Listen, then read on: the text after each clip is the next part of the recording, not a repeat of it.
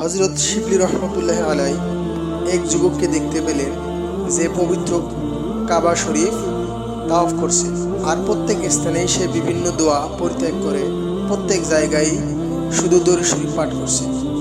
হযরত শিবলি রহমতুল্লাহ আলাই ওই যুবককে জিজ্ঞেস করলেন, কোনো দোয়া কি তোমার স্মরণে নেই যে তুমি প্রত্যেক জায়গায় শুধু দরুদ শরীফ পাঠ করছো? ওই যুবক উত্তরে বলল, আমার অনেক দোয়াই স্মরণ আছে, কিন্তু যে ফজিলত আমি দরুদ শরীফের মধ্যে পেয়েছি অন্য কোনো দোয়ার মধ্যে তা পাইনি।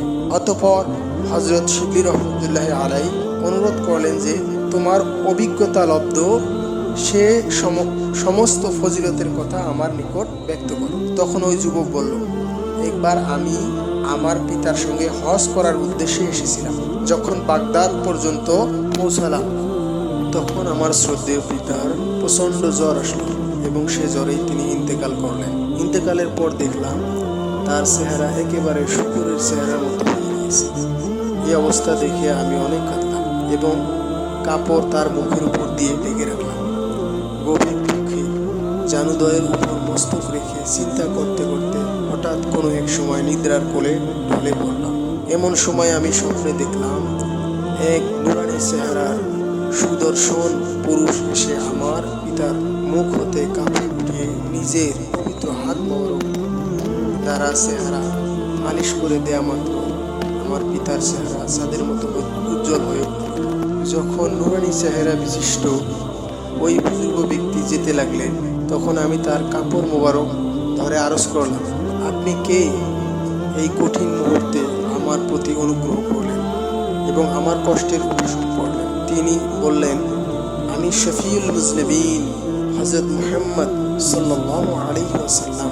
অতঃপর আমি জিজ্ঞেস করলাম, হে আল্লাহর রাসূল সাল্লাল্লাহু আলাইহি ওয়াসাল্লাম, আমার পিতার ইন্তেকালের খবর আপনি কিভাবে পেলেন? নবী করিম সাল্লাল্লাহু আলাইহি ওয়াসাল্লাম বললেন, তোমার পিতা প্রত্যেক রাত্রে আমার উপর ৩০০ বার দরুদ শরীফ পাঠ করত। আজকে রাত্রে যখন আমার নিকট তার দরুদ শরীফ পৌঁছে নাই, যে ফেরেশতা আমার নিকট দরুদ শরীফ পৌঁছত তাকে জিজ্ঞেস করলাম। সে ফেরেশতা উত্তরে বলল, তার ইন্তিকাল হয়েছে এবং তার চেহারা শুকুরের চেহারার মতো হয়ে গেছে। এ কথা শুনে আমার খুব দয়া উদ্রেক হলো। তখনই আমি এখানে চলে আসলাম। অতঃপর নুরানি বিশেষ চেহারা বিশিষ্ট এই মহাপুরুষ হঠাৎ চলে গেলেন। এরপর ভোর হয়ে গেল এবং ফজর নামাজের পর শহরের চতুর্দিক হতে দলে দলে লোকজন এসে এখানে জমা হতে লাগলো। আমি তাদেরকে জিজ্ঞেস করলাম, আপনাদেরকে কে খবর দিয়েছে?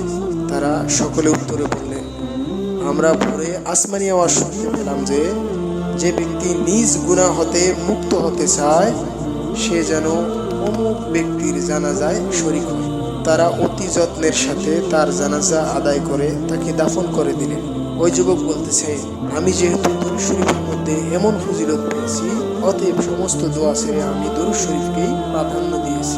প্রিয় ইসলামী ভাইরা ও বোনেরা, আপনারা শুনতে পারলেন নবী পাক হুজুর মুহাম্মদ সাল্লাল্লাহু আলাইহি সাল্লামের প্রতি দরুদ শরীফ পাঠের কিরকম ফজিলত রয়েছে।